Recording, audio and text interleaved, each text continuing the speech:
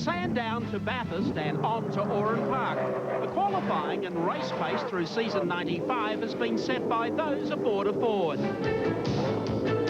Only Larry Perkins, Peter Brock and Mark Skaife have offered any competitive resistance to the FORDs of Shell Series champ John Bauer and runner-up Glenn Seton. In the interest of preserving parity between Henry and the General, officials have clipped the wings on the Fords to slow their aeroflow and make Holden part of the show. By sheer weight of numbers, Commodore is the popular pick at Mount Panorama this weekend. The King is still one short of that magic 10. Sandown pole sitter Craig Lowndes cannot be overlooked, nor can Mark Skaife, Larry Perkins, or even the Coke Boys, if they don't wrinkle their toys. Dick Johnson has written several chapters of Ford folklore here at the mountain, and today he is ready to answer the challenge. So too is Seton, last year's fastest qualifier. Can he possibly oust Johnson and Brock and make it 2 from 2? Well, we're about to find out as the Seven Network welcomes you to Bathurst, New South Wales and the traditional pole day shuffle that is the Tooheys Top 10. Hello and welcome to Bathurst on Tooheys Top 10 Day, a beautiful day. We've had some very fast racing already at Bathurst this week, very competitive. And a warm welcome to Gary Wilkinson. There's a lot to like about the top 10 this year, Gary, isn't there? Oh, absolutely. Evenly divided. You've got 5 and 5, Holdens and Fords. You've got, in the top 10, drivers that have won the race 20 times between them. Less than a second between the top 8 qualifiers. And you've got this young blood, Craig Lowndes, Stephen Johnson, coming in here to challenge the top guys. You couldn't ask for a better scenario. Well, it may be a changing of the guard, but some of the biggest names in the sport are on the grid for the top 10 today. Larry Perkins, winner 93, teaming up with Russell Engel, but Perkins driving the car in the top 10. Glenn Seton, of course, shooting for pole again. Dick Johnson, the old stager, waving the flag for Queensland. Peter Brock, winner 9 times, shooting for number 10. Mark Skaife, twice winner before, and a very fast man behind the wheel. Craig Lowndes, as I mentioned, a man to watch for the future. Wayne Gardner, well, the Coke Boys have had some bad luck, but hoping they can put it together today. Charlie O'Brien, well, Stephen Johnson is driving this car in the top 10. Another terrific young talent. Alan Jones, well, what more can we say? Former world motor racing champion. And Tony Longhurst, another former winner. Gary, let's join Mike Raymond, who's down on the track, walking his way through the top 10. Thank you, Bruce McAvaney. What a lineup we have for the Tooheys top 10 today here at Mount Panorama. Tony Longhurst, Ford, you must be happy, 10th. 10th. At least I'm not going to slip back any further where I am. I can only go forward. I hope you do too. Good luck to you, Tony.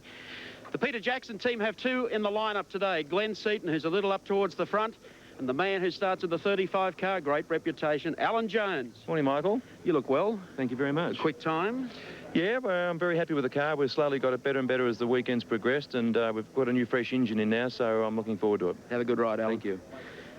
Any number of Fords. We have, in fact, 5 Fords and we have 5 Commodores making up the top 10. The youngest driver in the field, it's Junior Johnson. How are the nerves? A little like that this morning? Yeah, they're there, I can tell you. What did Mum say? She's got a husband and she's got a son now in the top 10. She's quite nervous herself. I think she's going to lock herself in the toilet before the top 10 run off. I won't touch that with a barge pole. Have a good run. Stephen Johnson. One driver who needs no introduction in this lineup has to be our ex-Formula 500 world champion, Wayne Gardner. Terrific time. The car is strong and so's the team. Yes, big improvement from last year, and no, the car's very strong, and obviously we're hoping for a good result this weekend. Have a good one. Thank you, Mike. Wayne Gardner, we wish him well. He's been a little unlucky this year, but one guy who's going to create a lot of headlines here, and that is young Craig Lowndes. You, pup, you ready to go? Oh, yeah, the car's feeling good. We're feeling good. The team's 100% behind us, so, yeah, we're looking for a good result. What about that bloke in the 05 car, the old guy? No, he's given us a lot of support. Hopefully we can beat him on the circle like anybody else. Have a good one, Craig Lowndes. Well, a fellow who has won here twice, he did it in the Nissan. He's our ex-Australian champion of 2 years back, and that's Mark Skaife. Are you primed for this one? We'll certainly give it our best shot, Mike, I think. No, that's not answering the question. No, we're primed for this one. There'll be no problem. We've just got to make sure the tyre works in this time, so see how we go. Have a good one, Mark Skaife. If one driver needs no introduction whatsoever at Mount Panorama, it's the guy they call Peter Perfect. Will he be perfect today? You answer the question. Remains to be seen, Mike. Give it our best shot, see what happens. Third quick, you must be happy. Yes, very happy. Car's running like a dream and going to unleash me, and who knows? Go and get unleashed. Thanks, mate. Good luck to Peter Brock. We've met one of the Johnsons, Now, the fella who was going to run the car, the 17 car, is Dick Johnson. We've spoken to your son. Are you ready for pole? Well, as long as he doesn't beat me, yeah. Have a good one, mate. I will, thanks. And that leaves us with the challenge between the guys setting the pace here at Mount Panorama. And I refer to the baby-faced assassin, Glenn Seton. You'd love to get rid of that tag, wouldn't you? Absolutely, mate. Can you do this 2 years in a row? Well, I'm going to do my best. I think we've got a real good chance. We've got a great engine in for today, and I'm really looking forward to it. We've got a great package. Good one. Have a good one. That leaves the man who's been the fastest here at Mount Panorama for the last 2 days. Loves it in the wet. We'll see what he thinks about the dry. Larrikin Larry Perkins. Can you do this? Well, I'm certainly going to try, that's for sure. Well, good luck to you. That's the top 10 for Tooheys in 95. Back to you, Bruce. Gary, they'd be feeling a little tight in the tummy, wouldn't they? But one man who'd be feeling pretty loose today, I think pretty happy with himself, is Glenn Mason. He's probably the luckiest guy in Australia. Oh, absolutely. I mean, this was a phenomenal crash yesterday in the Suzuki Cup event. There's the car rolling, barrel roll 6 times, jumped the fence, ended up in a gully 100 metres from the racing surface. He was conscious when they cut him out of the car. He's in hospital still. He's got a fractured cheekbone and a broken thumb. That's all. He was conscious when they cut him out of the car. He'll be leaving hospital today. He will be here at the circuit tomorrow. Can you believe getting out of that mess with just so slight injuries in relation to that crash? Well, it's a remarkable story. There's been some fine-tuning in the Seton camp. Let's go down to the pit lane now with Andy Raymond. Thank you very much, Bruce. And it's been a case of musical chairs for Team Peter Jackson. Glenn Seton nominated Alan Grice as the co-driver, but put David Parsons into the hot seat after some impressive practice laps. That's quite a compliment from the boss. Yeah, it is indeed, Andy. Honestly, I'm very, very happy to be with AJ or Glenn, but whichever, as long as I've got a seat, 4 wheels and steering wheel, look, I'm wrapped. He did it last year in the Tooheys top 10. Can he do it again? Well, not being biased, but I'd love to see it happen. But Perkins is going to be there, and young Lowndes, like, you just don't know. It's going to be really good.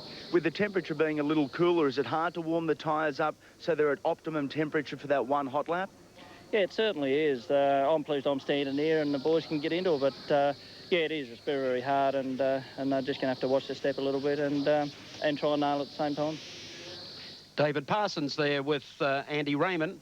We have Tony Longhurst. He is the first guy to run this morning in Tooheys top 10 for 95, the Castrol Falcon.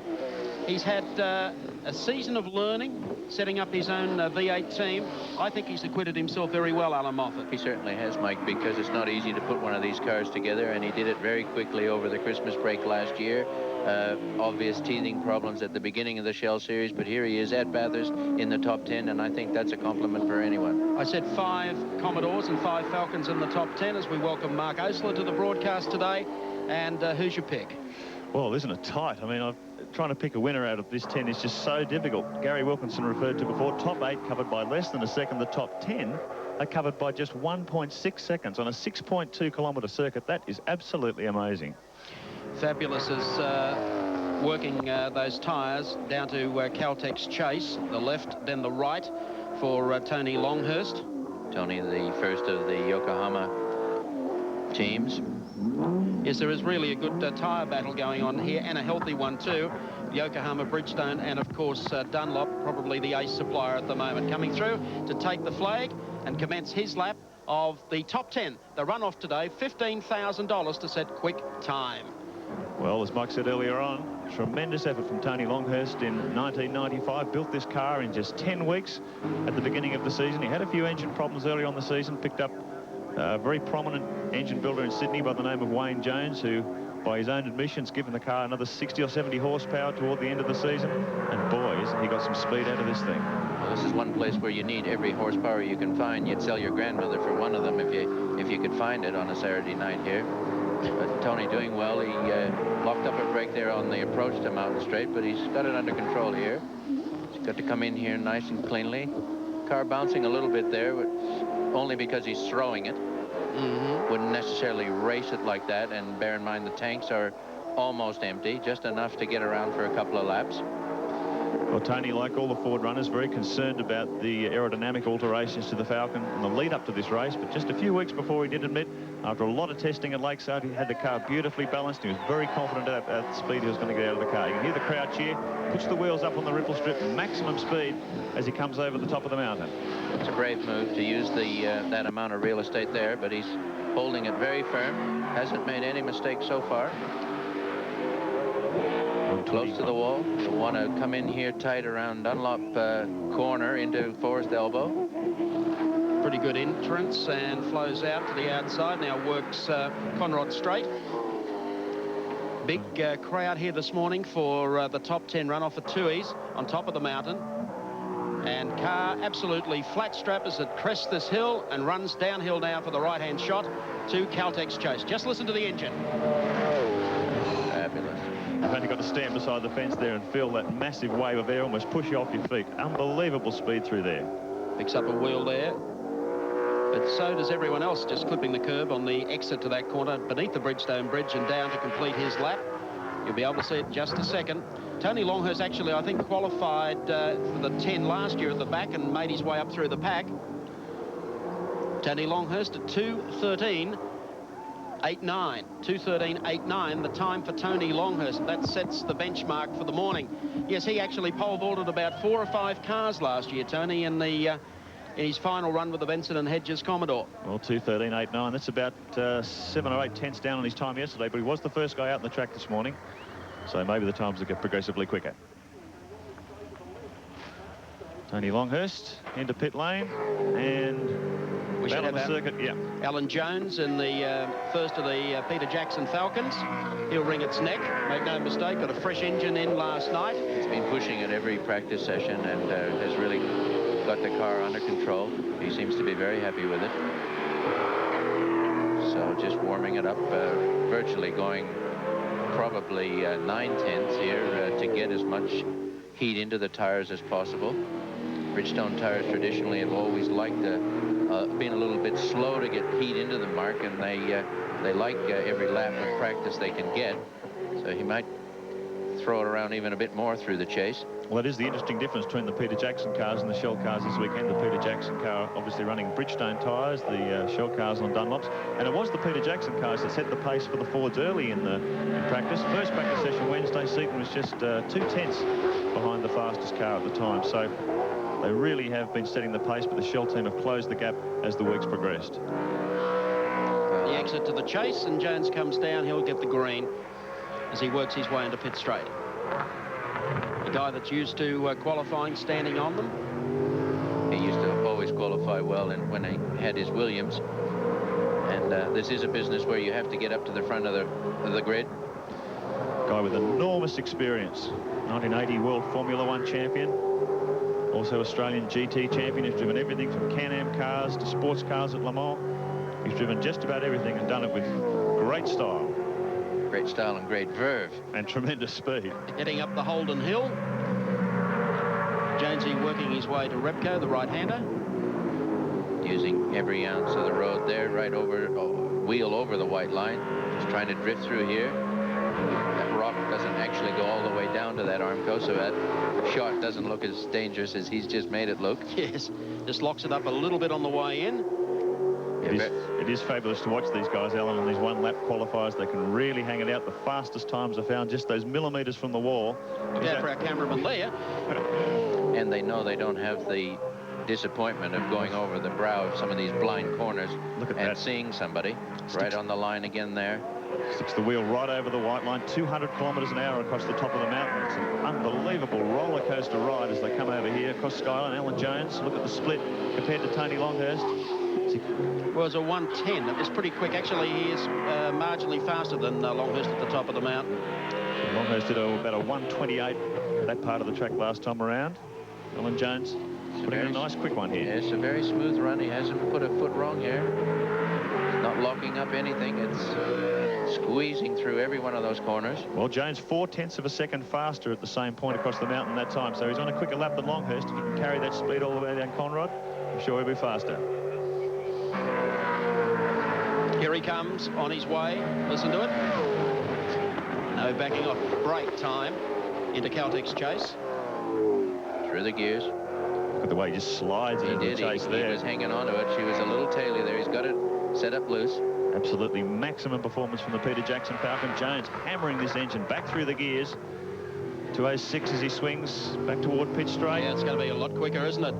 Across the line now to take the flag. He's in the 12s, a 2:12.71. A 2:12.71 to Alan Jones. So he goes to the top of the order, but there's a lot more fast guys to come. The Toheys 1000 top 10 day at Mount Panorama, Bathurst. Fabulous crowd in here. The weather is beautiful. It's a little cool, but it's sunny. And out on the racetrack at the moment, driving car number 18 is 21-year-old Stephen Johnson from Daisy Hill in Brisbane, the son of Dick in the Shell FAI Falcon. What a fabulous day for Dick and for the Johnsons, for Dad and the son. And such a personable son as well. A gentleman, well-mannered, and emulating his dad before he's even had a year in a car. Just a fabulous. And what confidence, too, for Dad to say, all right, you've earned your spurs, son. Charlie O'Brien will sit out the top 10 qualifying. So 2 Johnsons will line up. And here's the green flag coming out as Stephen Johnson brings the Falcon across the line beneath the Toheys Bridge and works his 1 lap here at Mount Panorama. First of the second generation races in Australian touring car racing. And boy, this guy's cool head and his composure and unbelievable raw speed, an indication of the future of touring car racing in this country. We're in pretty good shape. This guy really has impressed a lot of people in a very short period of time. He reminds me of the chance that Glenn Seton got when he was taken by Fred Gibson into the Nissan team, Datsun team at the time, and able to be nurtured by Fred and his dad, Bo, given good equipment, but the talent was there, and Stephen has got the same opportunity, and he's certainly using it well. He doesn't just cash in on his dad's famous name either. This guy is so committed to motorsport. He lives it, eats it, breathes it 24 hours a day. He studies racing videos. He just studies lap times. He studies everything about motorsport, almost as an art form, and he's so heavily into it, so committed to it. It really is very impressive. Really wound up there. You can see the leverage in the chassis. When you see that wind up in the body, that's not happening by wind power, that's horsepower. Look at that. Look at whipping it through that corner.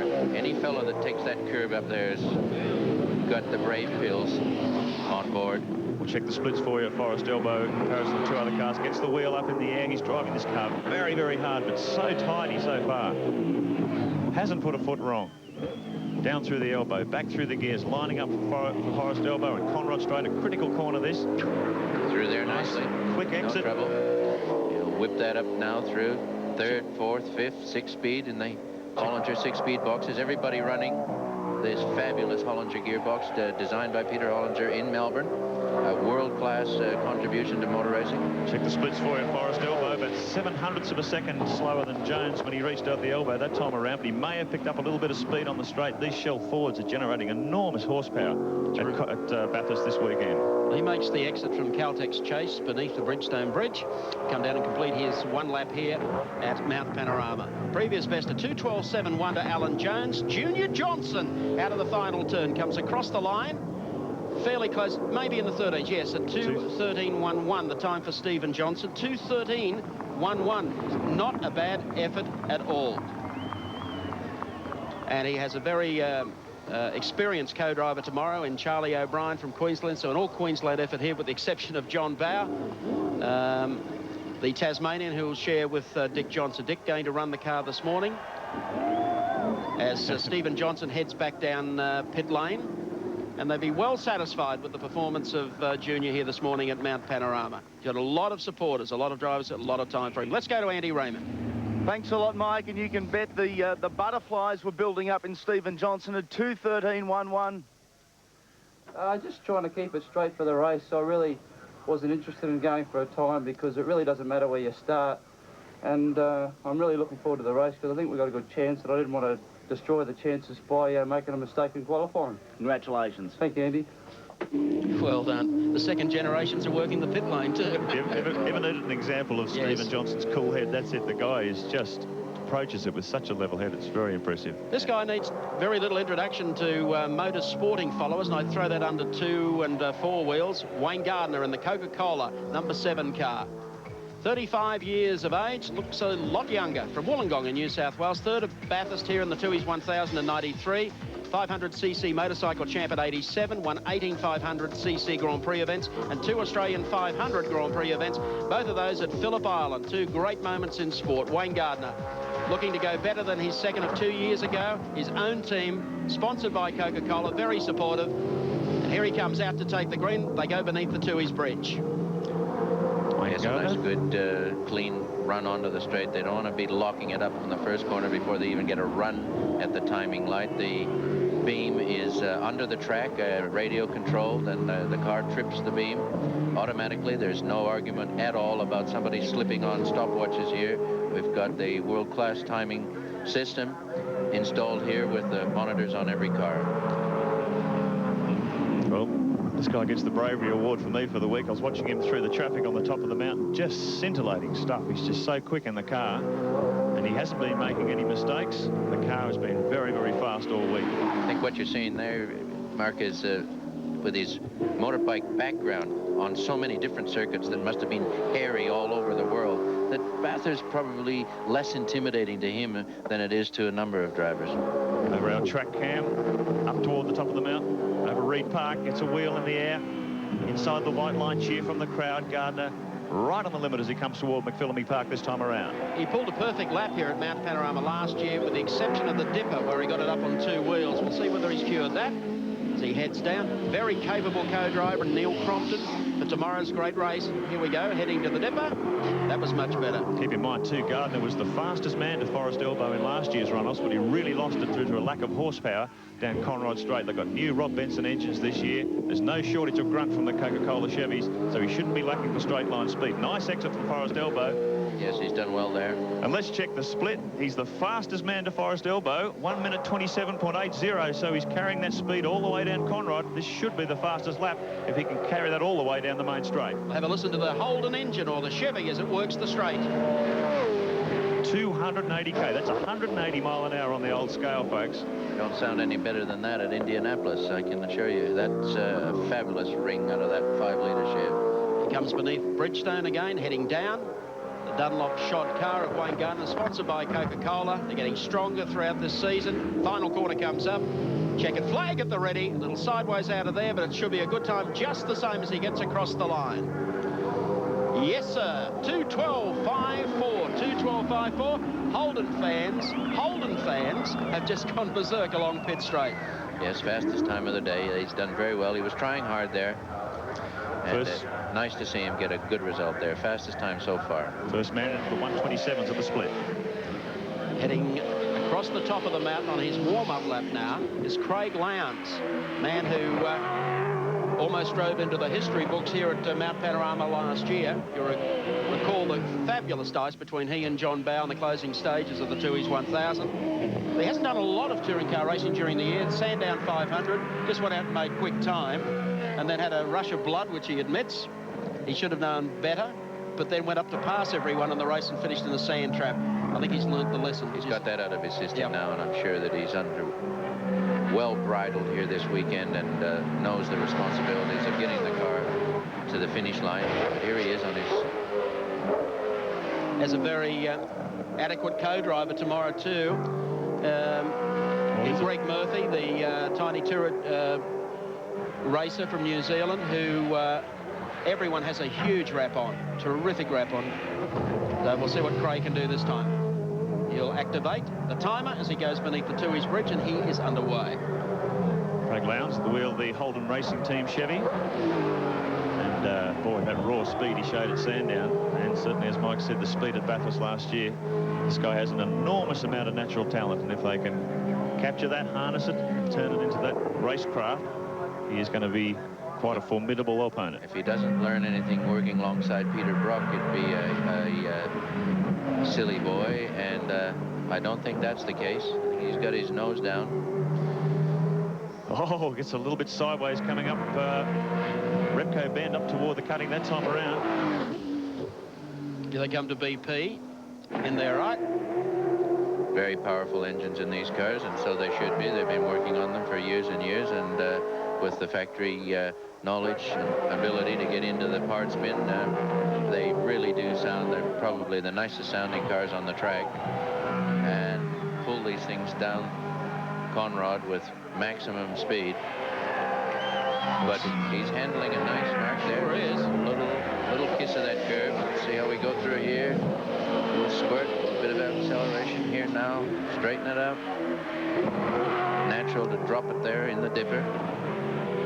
But looking very good. And looking fast. Sure is a little lock up there. Minor one, didn't upset him. A little bit of understeer on the front of the car as he came out of Forest Elbow, but managed to gather it in. Look at the split. 1 minute 26.89, the fastest man so far by a long way. Over a second, I think, faster than Wayne Gardner at the same point of the track. So he is flying. Yes, listen to it there coming through with our track mic, picking that up. Watch him through here. Very smooth through Caltex. Now the exit. Down to the left-hander. Here he comes, Craig Lowndes. This will be fairly tight. Time's coming down all the time. The exit beneath the brick stops the clock. The time he had to beat was a 2:12.54, 2:11.55. Boy, is the heat up here at Mount Panorama. That's an excellent time. Hear the crowd erupt. Craig Lowndes, fast time man. We'll take a break and back. No second prize. Welcome to Richard Hay for the 10th time at Bathurst. Almost a happy birthday for you, Richard. What does Craig Lowndes' time do for the 5 men still to come? Well, it puts huge pressure on them. It's faster than Larry Perkins managed to go in official qualifying. It puts enormous pressure on Seton. But it's wonderful, I think, to see a young guy like Craig Lowndes going so quickly. It's a fantastic performance. He's 0.02 of a second faster than Perkins went before. Gardner, a good time from him, and Alan Jones. A great drive from Johnson, too. Very sensible and very mature drive from Junior Johnson, and Tony Longhurst, 5th quickest at the moment, and I suspect likely to stay there. Well, Richard, it's really set up now, isn't it? And you can set yourself up tomorrow during our telecast when you can become even more involved in the Toheys 1000. If you're hooked on the Toheys 1000, then we've got just the competition for you. It's the Great Race Watch and Win presented by Holden. All you have to do is call 0055 60677 and dial in the numbers of the cars you believe will finish 1st, 2nd and 3rd in the Great Race. Then dial in your own phone number, and remember there is no limit on the number of calls or combinations during the day. If the computer selects your winning numbers, well, here's your prize. A magnificent Holden SS V8 Commodore valued at $42,300. There's nothing quite like it, with 165 kilowatts of power, limited slip diff, independent rear suspension, anti-lock brakes, and much, much more. The Commodore SS V8 is a stunning road machine, so enter Holden's Watch and Win competition. The number again, 0055 60677, and we'll announce the winner at the end of our Toheys Great Race telecast. Yes, a great competition tomorrow. Watch and Win, thanks to Holden. And Holden looking sharp here with Craig Lowndes, the fast man, the leader of the pack, for the 2:11.55. Can Mark Skaife go one better in the Winfield Commodore? They've been fast here all week. They haven't been down in the low 11s, so he's got a bit of work to do. But then again, Lowndes has broken new ground this morning. Mark Skaife underway in the #1 machine. He's a fellow with a lot of experience around here and a very dedicated approach. He thinks about every lap he does, every lap he's got behind him. And if there's any way that this car can do the job today, the Fred Gibson team have thrown everything at it to make it the fastest possible for him. It's been a great fight back in form for this team. You think of the terrible start they had to the year with Skaife's horrific crash in the wet at Eastern Creek. They really lost their way for a while there. He tumbled from one end of the grid to the other throughout the Touring Car Championship. But come the endurance races, they really have got back to that dominant form they showed in 1994, and they really are hungry for a win. Little ride up on the ripple there out of Repco, but nothing to worry about as long as the car doesn't get upset. And unset, I should say. They're always upset with drivers like this behind them. This is a team that's been working very, very hard on their fuel consumption from the Chevy V8s. Fred Gibson absolutely committed to a 4-stop strategy if he can do it tomorrow. And he considers that'll be critical in winning the race. We shall see. Boy, it's going to be tight at the top. We saw how many cars were on the same lap last year, and these fellows know that one pit stop will save upwards of 30 seconds at that stop, and the downtime in the pit lane is certainly a good strategy. Lock up there. Yeah. Gets a wheel up in the air through the dipper. That lock brake didn't seem to unsettle the car too much. Just shaves the concrete wall as he comes down toward Forest Elbow. Tremendous commitment from Skaife. Very close there. Nice, fast, tidy exit from the elbow. check the split for you. He's slower than Lowndes out of there, a 1:27.66. So quite a few tenths down on Lowndes. We've still got the finesse through the chicane. Well, he's quick down through here. Doesn't button it off. Pulls over, right over off the road. He's still accelerating the brakes. Lights come on. He travels a little further into the chase than most. Look at that. Just stuck the outside wheel over the white line as he turned in. He's using every millimetre of tarmac he can get his tyres on. Puts it up on the ripple strip on the way out. Down into the left-hander. This'll be it. Whoa, locks it up on the inside, comes out. Straight as it came across the line, not much in it, but 2:11.95. 2:11.95. They're all getting down into the 11s. So that would make him second fastest at this stage behind Craig Lowndes. Wayne Gardner third, Alan Jones fourth, Stephen Johnson in fifth, and Longhurst currently in sixth position. He'll be happy with that. That was an excellent run for Mark Skaife. He'll drive tomorrow with Jimmy Richards. Right now, on the racetrack, the second of the mobile machines, car number 05. Driver doesn't need too much introduction. Here's a guy that does have a few laps around here. Yep. We want to multiply 25 times 1,000. That'll be a starting point. Plus practice, plus mental training in how many laps he does in his mind every night. And he's certainly got some work ahead of him. Team manager Jeff Breck saying they'll probably go for 5 field stops, which would mean, I guess, Brock would do 3 full driving stints. So he's going to have his work cut out for him on Sunday. Peter Brock comes across, takes the flag as he works pit straight. The mobile Commodore. And you'll be able to hear the recognition factor of Brock once he's on the track. Up around the top of the mountain, they just break into spontaneous applause for this man. They know him. Well, he is a Bathurst legend, isn't he? 9 times winner as we take Telstra Mobile Net race cam. There is Peter Brock, a great view of the man at work. This is a nervy corner coming up here because it's your first big break on a lap like this. So that camera angle really does show, Alan, how off camber that track is. Now the car slides across here under power. Absolutely. Here he comes up with the next really tricky corner. This is... Whoa, he's lost it. Oh, and he's hit the wall big time. 2 big hits, one in the rear, one in the front. Brock has overcooked it coming into the dipper, and he's paid the ultimate price. I think he just... That's so unlike Peter Brock. Something has obviously gone wrong there. But inside the car, you saw him, it broke away and just backed itself into the wall a little bit.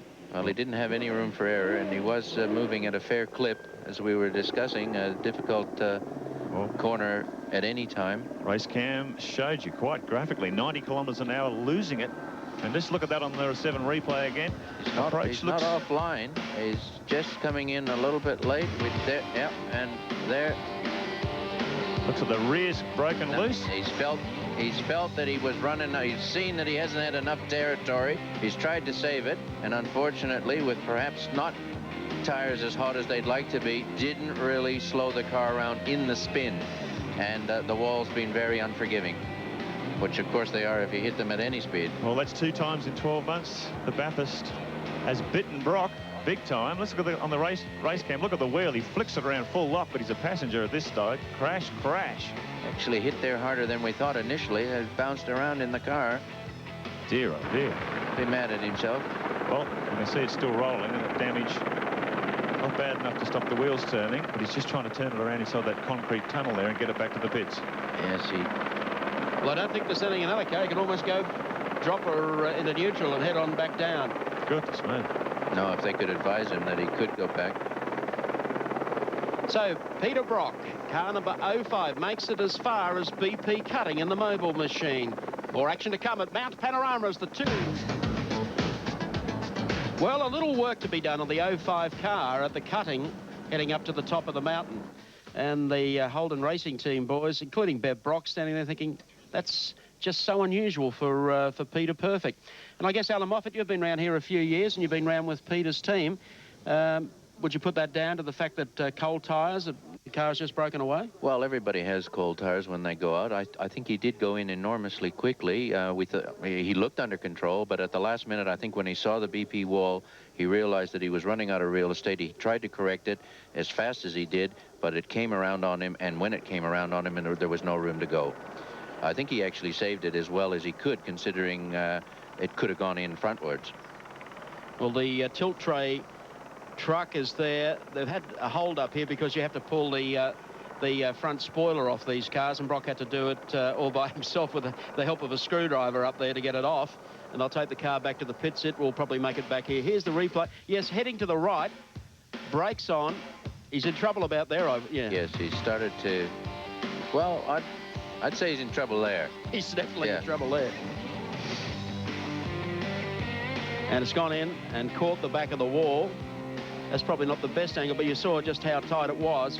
And our race cam replay will show you just how heavy the hit was as Brock goes in. He tries hard there and realizes that now he's got to hope that he doesn't hit the wall. A couple of clouts on the rear of the guard. I don't think superficial, it won't damage. I don't think he hurt structurally. They'll be, of course, very nervous about this time. It's only one more session at 2 o'clock this afternoon that they can practice the car before the big race. So naturally, time will be of the essence to get that back to the pits and have the mechanics give it a short back and sides.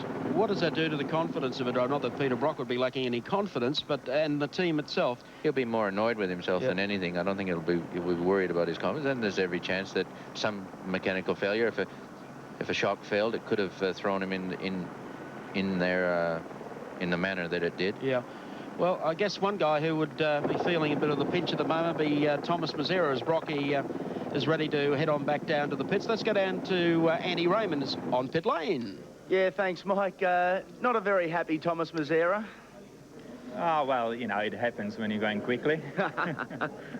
Everything was looking so good. Craig Lowndes set a cracker pace. Yeah, he did a very good lap, and I think it put the pressure on everybody else. And, you know, unfortunately, you know, it was a little mistake there. And but I don't think the car be too bad. The first thing we have to do, put the race engines in the race gearboxes and get the car out in the afternoon and repair the panel damage overnight. Has Peter spoken to anyone from the team? Does he know how badly it's damaged? No, I didn't talk to anyone. I don't know. And hopefully it's not too bad. Then it's a back end. Then you know, you should bash it out. But the most important thing is to run in all the race gear we've got and we have to put in now. Well, we certainly hope you can enjoy a bit of a drive this afternoon. Well, you know, that's the aim anyway. Thomas Mazzera there. There's the Brocky 05 car. The front air dam spoiler off there on the back, and the car is just about to head back to the pits. We've still got Dick Johnson, Glenn Seton and Larry Perkins to come as the Toheys top 10 continues for 95 at Mount Panorama at Bathurst. A beautiful day at Bathurst. The Toheys top 10 continues with one of the all-time favourite campaigners on the racetrack at the moment. Car number 17 has been driven throughout 1995 by Dick Johnson, the 18 car by John Bauer. And for the Toheys 1000, they combine their talent, the resources, to share car number 17 and expect a quick one from Dick, who actually ran into a problem last year at the same spot that Peter Brock did. Yes, well, they're all trying to pick up time on the slow corners. I mean, obviously everybody can come down the straights about the same speed, so you've got to gain on your operation through the corners. But here we have Bathurst winner, 81, 89, 94. Second at Bathurst in 88 and 92. Winner of the Sandown 500 in 94 and 95. A nice back-to-back. And winner of the ATCC 81, 6 in 82, 84, 88, and 89. Incredible record. Yes, sure is. Dick Johnson, who was so wild with himself last year for clipping the corner, clipping the wall at BP. He takes the green flag and he's underway. Johnny Bauer gets respite this morning. He can sit and watch Dick. Certainly those times by Junior Johnson and Craig Lowndes shows the pressure these young guns are putting on the Bathurst legends. Incredibly quick times early in the morning, and it really is putting on the pressure on guys like Brocky and Johnson. We take Dunlop Tyre race cam aboard car 17. Johnson looking as cool as a cucumber as he normally does. 240 kilometres an hour, brakes hard, back through the gears and up toward Repco corner. Right-hander through Repco, wide exit, just out on the curb. That's okay, as long as he saw it coming. This was the corner that brought him undone and has already brought Peter Brock undone. He goes in there nicely. The exit is perfect. Not me, thank you. No, he knows where that wall is. Well, there's certainly been plenty of accusations of political gamesmanship pointed at this car during the week when they came here. The fastest time Johnson did was some 3 seconds behind Peter Brock, and over the last 3 days they've found 3 seconds in this car. So however they've done it, it's certainly percolating right now. And he's certainly driving that on the curb twice there. That is hairy stuff. Nicely through the dipper. You can't bounce it through here. Just over that little hole in the dip there. It looks like a very, very quick lap. Always is from Dick, because he drives this circuit better than most. Absolute equal between John Bowe and himself. Roof cam via Dunlop as they made the exit out of that. Now the open spaces of Conrod Straight. And this is where you'll get the opportunity to see the speed and listen to that great V8. That is fantastic. Here we go, up into 5th, 6th. So the windscreen wiper moving around in the airflow, coming over the screen, 180 miles an hour on the old scale, and he flings it through Caltech's chase, hard on the brakes, about 200 metres to slow, from 275k to about 90 for this little corner here. Very tidy lap, Johnson, not as quick on the splits coming out of the Forest Elbow. Beneath the Bridgestone Bridge. Now through the gears, a dab of the brakes, get it straight, out through here, checkered flag time, a little sideways beneath the bridge, and Johnson goes across the line. 2:11.55 is the time to beat, but no, that's well from it. The 2:13.19, 2:13.19, the time for Dick Johnson in car number 17. And that puts him 6th at this stage. Okay, so Johnson to 13. 1:9. 1 minute 28.05 at the split, so he was considerably down on Skaife, Craig Lowndes and Wayne Gardner at that point on the track. Car number 30, Glenn Seton, underway as he heads up Mountain Straight. Guy that was sitting just back behind the leaders the last couple of days, but yesterday delivered a beautiful time, only a couple of hundredths of a second behind Larry Perkins and gazumping John Bowe at the same time. You don't do that very often. Well, this guy was... Whoa, look at him get really sideways coming up the hill there. A fantastic bit of car control. He kept his foot right into it. He did. That was a brave move. This is the cold tires on these. Just 1 lap to go. That was a spectacular slide by Seton. And boy, didn't he keep the thing balanced. Look, he's getting sideways again. He's right out of shape. That's 2. In the space of a few hundred metres, he's really untidy across the top of the mountain here. Just showing the enormous pressure these lead guys are under to cap these times by the young gun said earlier. Seton all over the road. Gathered it up a bit here, brush of the brakes, rear wheel gets in the air, flying across skyline, down the hill once again. Tremendous driving from Seton. He's moving here, Marcus. He's right on a razor's edge. Gets the wheel a good foot in the air as he comes through the dipper, arrows the car down toward Forest Elbow. Well, those 2 lurid slides are going to cost him time. We'll check the splits when they come out of the elbow, but Seton will be kicking himself, I'm sure. Well, fortunately, he had a little real estate where he could slide it, unlike Peter Brock, who the same thing happened, but a wall waiting for him. But yeah, Glenn did hold on to that very well and very bravely, I thought. 1 minute 28 seconds dead. He's just a little bit faster than Johnson to that point in the track, so he's in the 28s on the split, and they will have cost him a bit of time. Most of the cars have proved to be pretty equal in the run from Forest Elbow round to complete the lap, so the real time is being made up on that first 2/3 of the lap. The exit to Caltech's chase. Seton trying to be super smooth after getting a little sideways at Repco. Beautifully turned out car, always is. PJ team brings it beneath the bridge and across the line. Lap completed, full of incident there for Glenn Seton. Yes, I think his heart would be in his mouth still. Well, it hasn't come up on the screen yet, but a 2:12.54. 2:12.54, which is identical time to that set by Wayne Gardner. So nothing between he and Wayne Gardner. That little sideways motion at Repco cost him dearly, and that because he's been down into the 11s. At this stage, only Lowndes and Skaife, the only guys into the 11s this morning. Could this man do it? All the pressure comes back on Larry Perkins, who would love to have pole for this one. And he knows a youngster out there by the name of Craig Lowndes wants to steal his thunder here at Mount Panorama today. Does he ever? Well, Lowndes stole pole position from a lot of them at Sandown a few weeks ago. And even though he blotted his copybook a few laps later in the race, he's just shown the tremendous speed he can get out of these Group A touring cars. Listen to the crowd. This man is Mr. Popularity at Bathurst. Won this race in sensational fashion in 1993. 3rd last year. And boy, hasn't he topped the timesheets all week. The Castrol Commodore absolutely flying at Mount Panorama this weekend. And let's not forget the many times that he co-drove with Peter to get the wins in the Brock camp. Back through the gears, up through Repco. Minimal amount of wheel movement. Larry's just so tidy on these. Maximum pressure, one-lap qualifiers. Let's just watch him here. Well, the camera's gone off, but thought we might have seen him in the same style. Not taking any chances, actually. Very tidy so far. Every lap's about the same with Larry, though, isn't it? It's just very seldom spins it. Guy with enormous experience. He had it flying there. Yep. So the way the car was leaning towards that wall. Listen to the crowd.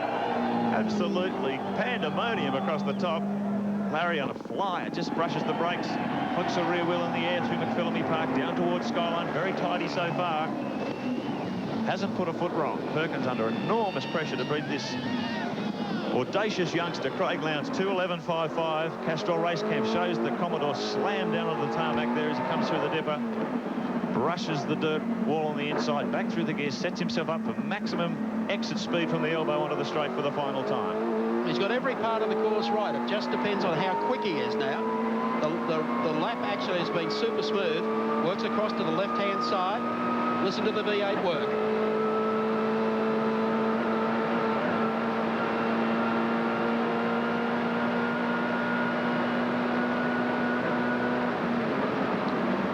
Kind of takes your breath away, doesn't it? Certainly didn't back off then, did he? Well, he was 0.7 of a second slower when he reached the elbow, 0.7 slower than Craig Lowndes. So Lowndes could well be the pole man of the Tooheys 1000 for 1995. Let's see what Perkins can do here. And we could also have a front row of Commodores too. Last corner comes up. Perkins sideways, guns it, straightens it up. I don't think he's done it. He brings it across the line in the 12s. No, 2:12.48. 2:12.48 to Larry Perkins. He might well have a slice of the front row. But the master at Mount Panorama is going to be Craig Lowndes. He's done it again. And they have, he's come up with pole position for the 2 classics, the 2 endurance races, Sandown, and now today for Tooheys top 10 at Mount Panorama.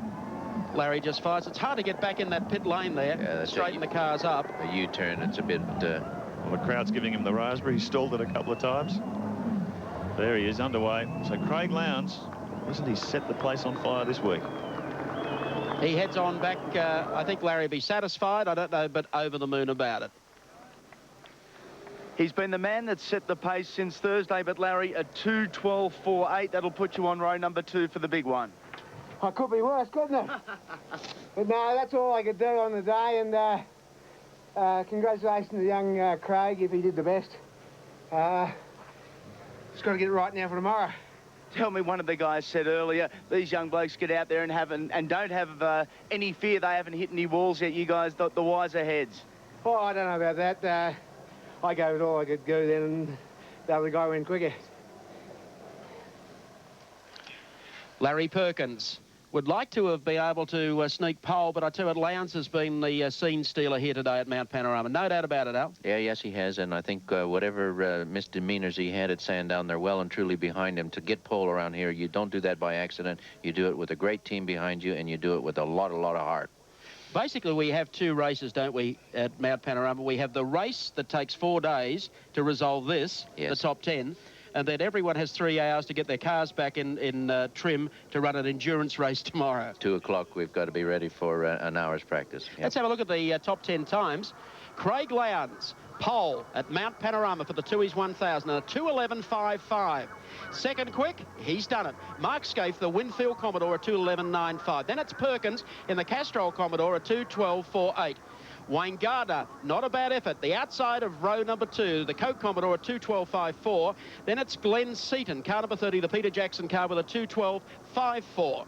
Then, of course, Jones and Grice, they'll share the number 35 car. Alan Jones, a 2:12.71. Dick Johnson, that should be Junior Johnson, 2:13.11, 7th fastest. And guess who is 8th quick? I'll be happy about that. It's the old man, 2:13.19.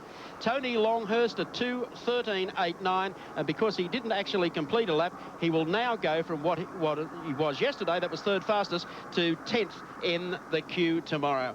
I think we have all the makings of a fabulous event here tomorrow.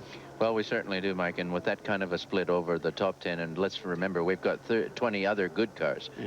You pick, quick? Oh, don't put it on me now, Mike. Okay, it's too wait. hard. Let's go back to Bruce McAvaney instead.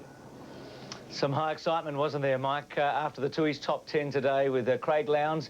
A surprise to some people, having pole tomorrow with Mark Skaife. A great result for the Commodores, 1, 2, 3 and probably 4 as well. And the two Johnsons will be sharing the 4th row. I hope you can join us tomorrow for the Toheys 1000, the great race, from 8 o'clock Eastern time.